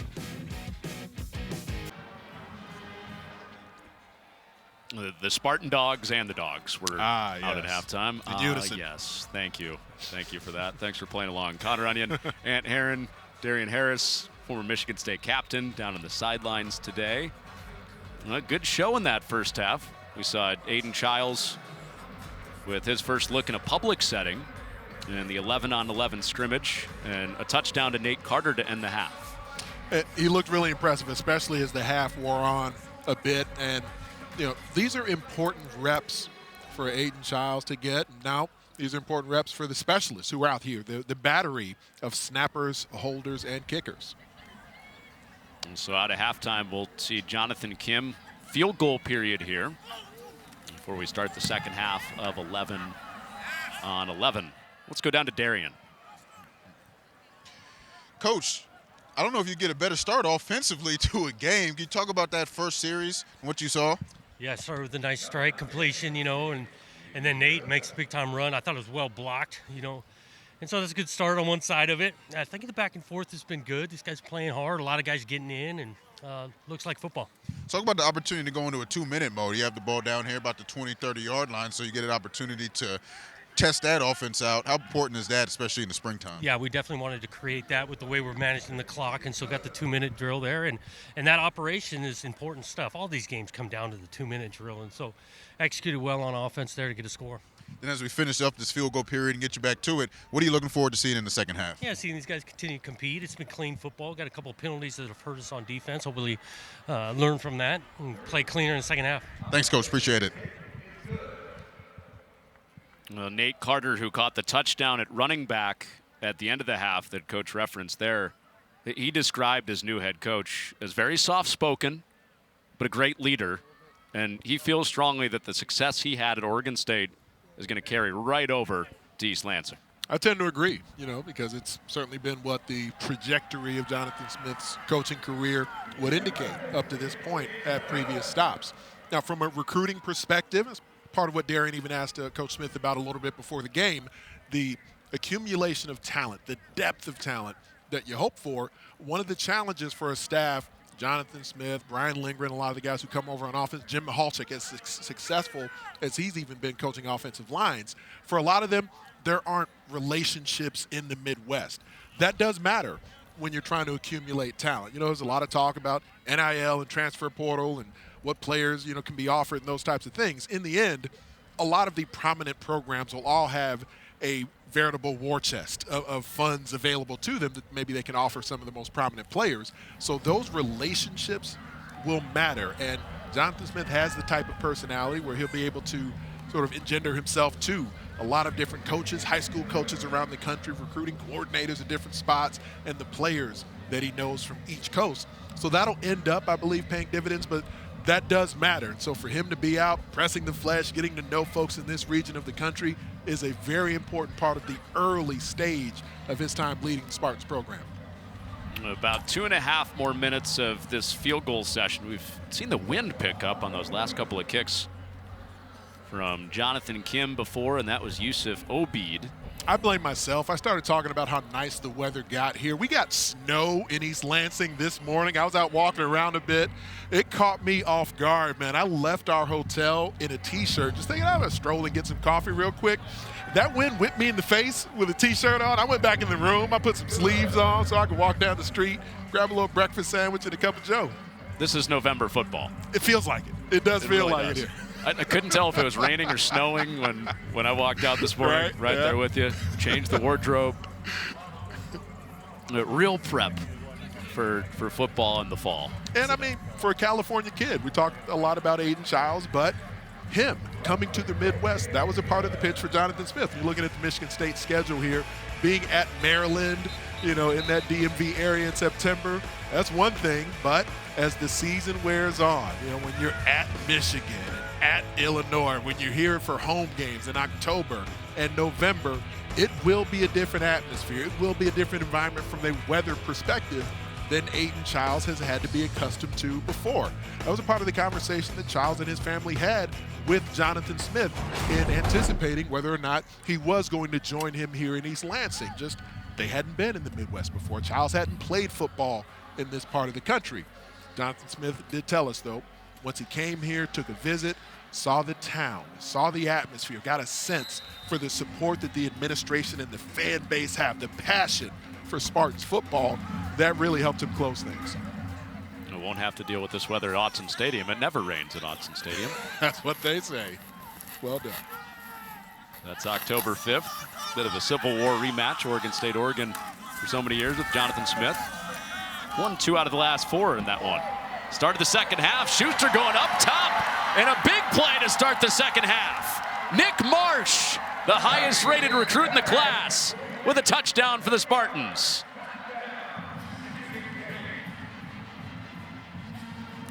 Now, Spartan Stadium, when that type of play happens during a regular season, of course, 80,000 will in unison rise to the occasion. But for the evaluation of, their quarterback, Tommy Schuster, throwing a nice ball, comes up a little bit short, but the adjustment that Nick Marsh made to the ball in flight, the way he tracked it and the ease with which he plucked it out of the air, that's the type of thing where a coaching staff will look back at that and get really excited. It may not be 80,000 at Spartan Stadium, but River Rogue in Michigan, where Nick Marsh is from, all of them were screaming. First big play as a college football player. Won't go in the stat sheet, of course, but there's a reason they called him Megatron in high school. This is a part of the advanced stage because you're in the stadium and there are people here and you're on television. So how does a young football player handle this opportunity? Like the way Schuster climbed the pocket, he floats it down there, just gives his playmaker an opportunity. And you see the way he just easily extends his hands away from the frame. He made that catch look much more simple than it was, because going back hip when you're in full stride and plucking the ball away, pulling it in with that type of ease, it's not nearly as effortless as Nick Marsh made that grab look.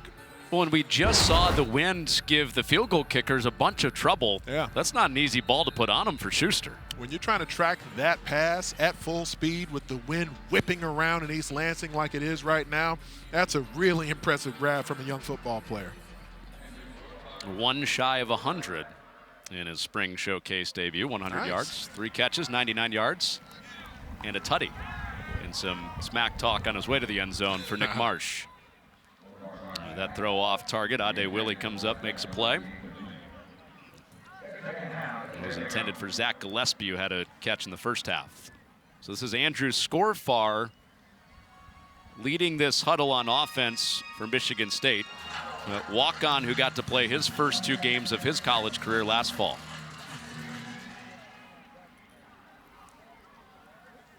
The 5th different Spartan quarterback. So we've seen all 5 guys in that quarterback room. That turned over all 3 scholarship guys last year. There were 2 different starters. We saw Caden Hauser. We saw a little bit of Sam Levitt in a relief role.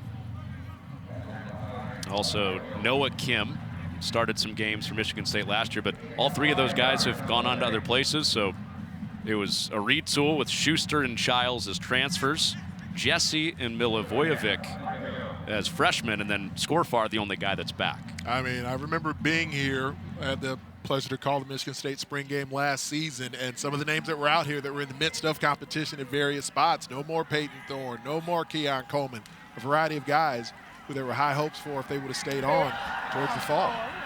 And flag comes out, and that ball again intended for Gillespie. It was broken up. Check on the penalty marker, though. Sam Edwards was in on that play defensively. And of course, facing yourselves during the spring game. So the success they're having running the football and throwing the football offensively, that's a great sign for the Spartans offense. Of course, for the Michigan State defenders, though, you do want more guys coming up making plays. One of the things Jonathan Smith said he wanted to clean up in the second half, the defensive penalties. With good reason. They extend drives, they give free yardage. want to be one of the teams statistically who was towards the bottom of the conference, not only in penalties game, but in penalty yardage as well, even teaching points on how you go up and secure tackles. This is all film that'll go back and be evaluated by the coaching staff. When you got to think, by the fall, Michigan State's going to be in a really good place defensively with the penalties. Joe Rossi's defense at Minnesota last year, least penalized defense in the Big Ten. That goes into the details that you coach every element of the game with. We were watching those individual drills at the top of our broadcast here, the angles of pursuit that tacklers go in with, the body posture that they attack ball carriers with, all that adds up. Through the back door, it's Scorfar, who is, of course, not live, can't be tackled in that red jersey. Give him 4 yards on that run. Reference the angles of pursuit. Let's check the mesh point here. Snap a little bit errant. Scorfar having to go up and get it, still having the presence of mind to bring it down. Show the ball into the belly of the back before trying to turn the corner there. Cooper Terpstra's in with this group as the center. Guy that's from Holland, Michigan, redshirted last year. Martinez on the carry. Part of this group of running backs that has Carter, Berger, Jared Mangum, Brandon Tullis, who we saw early. Seen some Davion Prim, now some Joseph Martinez. A walk-on who's been here several years. And it's a difficult defensive line because of the depth of talent that's been acquired here. Certainly some, maybe lost to the portal like a Simeon Barrow, but there's still a lot of guys who played a lot of football here in East Lansing. So this offensive line continuing to move the ball here, it's an impressive feat for what they're doing against this defensive front, but this is an opportunity for the D linemen on the field right now to show that they should be considered for breaking into that too deep. Scorfar off play action and getting around the edge. That's intercepted. Kyrie Crump with the first takeaway for the defense. Ruling on the field. It's an interception. Love the eyes of Crump because he's playing the receiver in coverage, but he's got eyes on the quarterback on his way through. So as he gets to his responsibility, gets his eyes into the backfield at the last moment and then shows the ball skills as he's working to undercut that route, making the grab. Pass deflections are nice. Takeaways are even better. You're creating additional opportunities for your offense. You talked about it, Ant, earlier on this show when we were going through individual drills. It's been a question for the last several years for Michigan State. Generating turnovers. A little bit better last year. Just 2 years ago, they only had 2 picks, but this is a group that looks hungry, bringing back Jaden Mangum, who led up in interceptions last year, and some depth that can take the ball away out of the air for Michigan State this season. One of a number of players, Kyrie Crump, who's transferred in recent seasons, joined up in East Lansing. He's a player that played out at Arizona a couple of seasons ago. Aiden Childs at quarterback for the first time in the second half, and that's a tip ball incomplete. Off hands of Jerron Glover over the middle. I would say Childs is at the point where he's throwing with more anticipation now than he did on the earlier series of the game. Now at times, you need to be able to trust your eyes and just let it rip. And he's doing that pretty consistently. On occasion, that will mean you're throwing the football into traffic. Anything surprised you from what we've seen from Childs in this scrimmage? I wouldn't say so. They've predominantly had him operating from within the pocket. As you get into regular season mode, the mobility of Aiden Childs will be a bigger part of how Michigan State's offense will operate. We expect to see a lot of under center stuff from him too as he flares that out to Velling, his tight end, who's cut under. And a nice tackle from Khalil Majid to stop up Velling. And I would say for Jonathan Smith, during his time as an offensive play caller at Washington and then as a head coach at Oregon State with Brian Lindgren as his OC at Oregon State, Aiden Childs is the most mobile quarterback that they've had the opportunity to work with.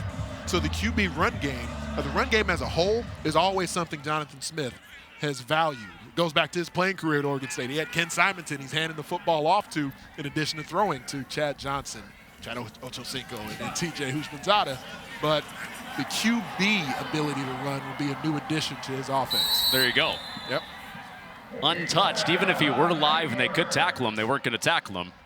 because he was out in open space for a first down and 15 yards. Aiden was listening. He knew we were starting to talk about his legs. There's an opportunity for him to start to showcase. You know, and there is helmet communication coming to college football, but I don't think that it's coming from Big Ten Network into the helmets. You don't think so? I don't think so. All right. Again, I trust you. I don't think so. I trust you. I will take your word for it. I can neither confirm nor deny.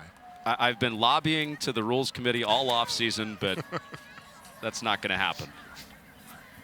Whatever Childs heard, got him a first down, fresh set, and a big hole up the middle, and into the second level with a first down with Brandon Tullis on the carry for the Spartans. And part of what you look for in a young football player, a guy like Brandon Tullis, who should be somewhere in high school geometry class right now or whatever he'd be doing if he wasn't an early enrollee, how do they respond to a bigger stage? Are they willing to go out there and just continue to be competitive, to look aggressive, to play with urgency and some verve? He's really brought that to the field today. I've really been impressed with the temperament of Tullis. I'm going to guess he did that freshman year, got geometry out of the way. AP Calculus is probably where Brandon Tullis would be. Take your word for it. I'm no academic advisor. Childs throws back, and that play stopped in the backfield. That'll end this quarter. We saw a takeaway. We saw Crump with the interception. We'll play the fourth quarter when we come back. The Spartans. And Nate Carter, a couple of touchdowns in this spring game. Zeke, the Wonder Dog, also has 2 Frisbee touchdown catches. Now, do you have a dog named Zeke? Do you know this dog's name is Zeke? Are we just nicknaming the dog Zeke? No, it's Zeke the Wonder Dog. That is Zeke. Yeah. That is, we're confirmed. We have multiple sources confirming this is Zeke the Wonder Dog. I wasn't just making up names for dogs. That is Sparty. Well, I was going to say, why wouldn't it be Sparty the Wonder Dog or something like that? Why is it Zeke? There's only one Sparty. Sparty can't? Well, okay. I was going to say Sparty can't have a dog, but apparently Sparty does have a dog named Zeke. I think there have been 4 Zekes, though. There have been multiple Zekes that have caught Frisbees at Spartan Stadium. Okay. That's why you watch spring football, for dog facts like that. Hey, folks tuning in, they just learned something. And first look at Jonathan Smith's team in the spring game. We're 3 quarters through. Big takeaways from what we've seen from Childs and the rest of these guys. Because Jonathan Smith values development so much, there's certainly a number of things we've seen so far that the coaching film will be able to go and improve upon. But some big plays have been made. It's exciting. Joseph Martinez, the running back, with Childs on the edge of the red zone. Sidearm slings it in the middle of the field, and some angry running from Foster after the catch for a first down. You referenced the arm slot and the way that he kind of had a sidearm sort of angle to it. I like seeing that from Aiden Childs because he had to fit the football in around the first and second level defender, so he just adjusted the throwing angle from a different arm slot to make it happen. That's why all these reps are so important for Childs, because to be able to do that in a live setting and know that the timing will be there, that he can do it accurately. And Foster did the rest, looking like a running back. Shoulder pads down on Thompson. And going to Tullis. And he stopped up short. But this is interesting to watch, these couple trips to the red zone. We told you the offense is going to look a lot like Oregon State last year. The last 2 years, and Oregon State has had the best red zone offense in the country. So this area of the field should excite Spartan fans quite a bit. When you get into the red zone, you're trying to create space or create matchups. And a lot of times what you'll do, you'll use spread sets to make sure you have a crease or a crevice that you can create in the defense. But a lot of it will depend on the offensive line and how they operate. Well, fade ball, Glover got hands on, but good coverage from Chance Rucker brings up third down. That's the matchup they were looking to create there. Give their pass catcher an opportunity, one-on-one against a defender. So there, the coaching points, and love seeing a defensive back in Chance Rucker not panic when the ball's in flight. There's a point where you're playing through the eyes of the receiver. You can tell the ball's on its way in. Rucker did not panic at all, able to play through the hands, make sure Glover didn't come up with the grab. You got that matchup again at the top of the screen with Glover in tight, and that play's blown up. Martinez had no chance. DeQuan Dowse, the Georgia Tech transfer, introducing himself to Spartan Nation. One of the better incoming products, they went with the spike stunt as Dowse worked across the face of the guard. And then from there, as he takes that big step with his left foot, he doesn't continue up the field. He's able to change the angle of his body to get into the backfield and make that play. at 290 pounds. That's some exceptional movement skills from Daquan Dallas. So it's 1st and goal from the 2-yard line, and the Spartan defense forces the field goal. So Joe Rossi defense against Jonathan Smith offense, and it's a field goal for the offense to make it a 7-point game. Now see, if I had the opportunity to adjust the scoring in this game, the offense drove the ball inside the 10-yard line, inside the 5-yard line. Then you saw Chance Rucker come up with a great defensive play, one-on-one, knocking the ball away. Then you got an exceptional tackle for loss from Daquan Dallas. That should be defensive points. Now, I know I'm a little biased. I know I'm an old defensive lineman by trade, but to me, that should be points for the Spartan defense. Defensive guys don't score points. It's a spring game. Spring showcase, if you will. In real football, defensive guys don't score points. I guess unless you're Cal Halliday. he has a couple defensive touchdowns. Well, those are big moments. Those are big moments for defenders when the offense has a chance at a touchdown to rise up and make those plays. Should count for something. Well, in this game, Yusuf Obeid's 23-yard field goal counts as 3 points for the offense. So Boo. Boo. 7-point game is Schuster. Told you I was going to boo somebody. It was bound to happen.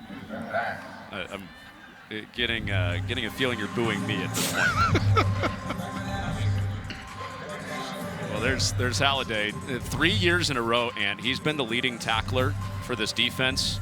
A great bridge piece. First year, new staff comes in, and you get to keep him right in the middle of your defense. And, I mean, there are a few players in the Big Ten who've been as productive as Cal Halliday. He immediately came in as a true freshman and just looked comfortable. Looked like he belonged at the second level of a Big Ten defense, and season over season, his game has continued to improve. Something that you may not see often is the veterans playing the entire spring game. You just mentioned Cal Halliday. I mean, this is a guy with over 300 career tackles. He's played probably the most snaps, save Angelo Gross, on this entire football team, and he's in here with 5 minutes left in the fourth quarter of a spring game. Reason for that is new staff, new competition. Nobody's spot is solidified. So all these guys got to go out there and compete for a starting job, especially with transfers coming in, roster attrition, similar with Jordan Hall as well. Standout freshman year doesn't guarantee you a starting spot. You got to go out there and compete, and this is a great way to do it in the spring game. He just said the name Jordan Hall. There's Hall right there penetrating into the backfield. Great read that he made, reacting downhill. And then as the term we use is trigger, as you work into the backfield, once you diagnose where the running back has declared, you have to decide in a moment's notice as a linebacker, where can I go and aggressively make that play? You don't want to just continue to shuffle laterally at the second level of the defense. You want to bring an aggressive posture toward the ball carrier. It's a great look at Jordan Hall doing that on that snap. What's an aggressive posture look like? It looks like Jordan Hall on the previous snap making that play in the backfield. Thanks. It's about 6'3", 235 pounds. Thanks for sharing that. Fredericksburg, Virginia. There's Jack Nickel with a flag out at the end of the play. Halliday Dictionary definition of aggressive posture. Picture Jordan Hall right there. I still don't feel like my question was answered. You know, that wasn't enough. 15-yard penalty from the previous spot. Still second down. Penalty on Alante Brown, wide receiver for Michigan State. But see, the difference that I was describing there, where sometimes you'll see linebackers, especially younger backers, where they spend a lot of time working laterally to make a tackle. And, you know, maybe you secure a tackle and it goes in the stat as getting a tackle. And Derry can certainly speak to this as well. But as guys get more experience in the game, you get a sense for how you can time up taking your aggression toward the line of scrimmage, as opposed to just being a guy waiting to receive a tackle. Now you're the one actually bringing your force toward the line of scrimmage, and that's that term I was referencing. Trigger is the term we usually use in football parlance, where now you're bringing that aggressive posture. You're working downhill to at or behind the line of scrimmage. I had a couple more seconds to think about this aggressive posture, but I completely agree. Playing on your toes, getting downhill, that trigger, getting into the backfield. You mentioned young linebackers, and you see it in that third group out there. The freshmen are thinking and waiting, and instead of anticipating. We used to talk about anticipate but don't guess. So if you can anticipate a play, it helps you to play faster, and that comes from recognition of the offensive line, running back movements. It allows you to play fast and play downhill versus waiting, trying to figure out and catching. So if I'm sitting right here, see right? This aggressive posture. I think we got a camera person over there. Can you demonstrate this for us, Darian? what you mean by aggressive posture? So aggressive posture, right? If I'm sitting here, let's actually go back to playing as a freshman. So I'm sitting here, I'm reading a play, right? I'm waiting laterally. I'm not triggering downhill. Versus if aggressive posture, I'm playing on my toes. I can get downhill and get in the backfield and make a play. And it's really tough on linebackers where you have offensive linemen trying to advance on you. They're trying to get from the first level to the second level. It can make life difficult because if you get a read that's incorrect, you can create a big running lane for talented running backs to be able to get a big rush play against your defense. You have to diagnose it, read it correctly, and then if you're looking to make a play on the other side of the line of scrimmage, you got to guess right if you're going to take that aggressive posture. Surrounded by guys in the front 7. Darian Harris, Anthony Herron. Next year, we got to get Joe Rossi to put you two in the individual drills. And do what? Can really teach it. Oh, teach it. Okay, all right. I thought you were talking about getting me padded back up. Well, that too.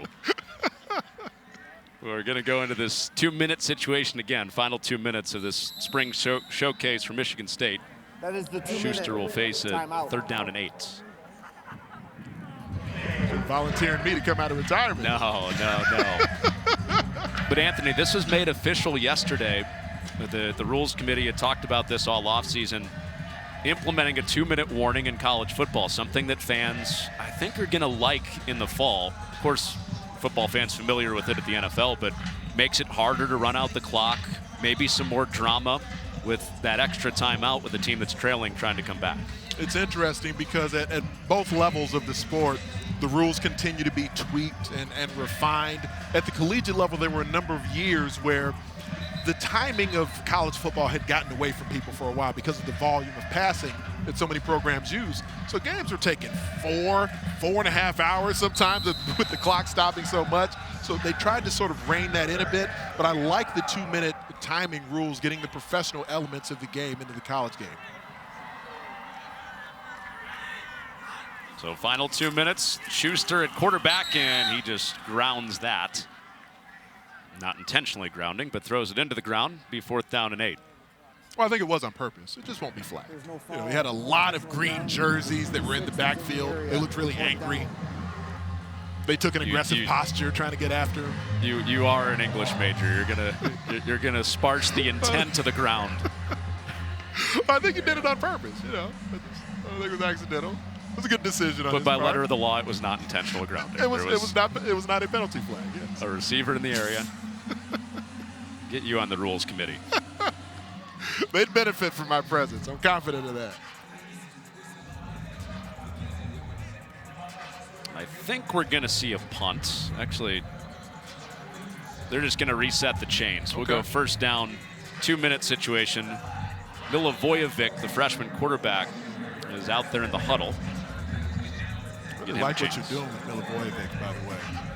What's that? Just pronouncing the name correctly. I mean, all those syllables and everything. It's his first time you want to give on it a the shot? Big Ten Network. I just said it, yes, Milivojevic. But I'm following your lead. I mean, I like the fact that you put the work in beforehand, and it shows. Jonathan Smith is all about development, and I think we're showing that here in the broadcast booth as well. I'm so mad at you. We came ready is my point, Connor. Thanks. He heads off to Tullis. And Brady Pretzlaff, linebacker, he's an early enrollee. One of the guys that mixes in with some of those backers 30 seconds. that Darian was talking about, you were talking about. Halliday, Hall, those are the returning guys, linebacker room. Wayne Matthews, Jordan Turner, 2 high-level transfers. And then you add in Brady Pretzlaff, who's an early enrollee, getting a jump start on his college career at linebacker. And it applies to what's happening in the defensive snaps right here, these game situations that Jonathan Smith is putting the team in. But we saw a lot of those special teams drills earlier. Now, I think back to my college career. My senior year was the freshman year of Bob Sanders. And when Bob Sanders burst onto the scene at the University of Iowa, it was as a true freshman making huge hits on special teams, frankly, some of them against Michigan State. And then it just opened everyone's eyes to what he had the potential to become as a defender as well. With those 4 older guys, the 2 returners, Halliday and Hall, Wayne Matthews, Jordan Turner, you wonder how much Brady Pretzlaff can push them in the summer and in fall and get some defensive snaps. But I think based on what Jonathan Smith has said to us, he's going to see the field in some way. Right. come this fall. Brady Pretzlaff here from the state of Michigan. It's the type of competitive depth that you really hope to nurture within your program. And it may not be game one that Brady Pretzlaff is really pushing those older guys for playing time on the field. It may come because guys get banged up through attrition, or it may come because a true freshman who enrolled early and then just throughout the summer and throughout fall camp just continues to hone his skills, and now he'll be more ready for prime time as you get deeper into the season. Well, 3rd down and 2. Milivojevic and the offense, and a first down with Tullis, another one of those early enrollees, into the arms of Sam Edwards with a first down. One of the big questions we talked about when we started this show was the secondary. A lot of guys back with a lot to prove. A couple down years back there from Michigan State. Have you learned anything about what we might see in the fall from the Michigan State secondary today? I wouldn't say so yet, at least from the perspective of, guys who I feel like will jump off the screen as exceptional playmakers for the Spartans yet.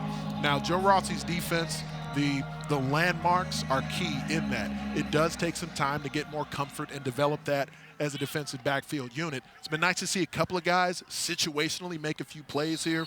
We've certainly seen Kari Crump be able to do that. We've seen Chance Rucker be able to do that. Jaden Mangum not active on the field today, 4 interceptions on the season, one of the better playmaking safeties in the conference. So on the whole, there's certainly talent available, but I think just like the offensive line, the defensive backs spending more time on the field together and in the meeting room with their coaching staff, they'll be much better a few months from now than they are today. Well, the guy pictured there, Aiden Childs, is the reason that a lot of Michigan State fans are excited about what could be instant gratification as far as maybe playing in the postseason in the first year with Jonathan Smith. Did what I could to be measured in my expectations for Aiden Childs, but the sky's the limit. That's Anthony Herron. Darian Harris down in the field. Connor Runyon saying so long from Spartan Stadium in East Lansing. This has been the Spring Showcase.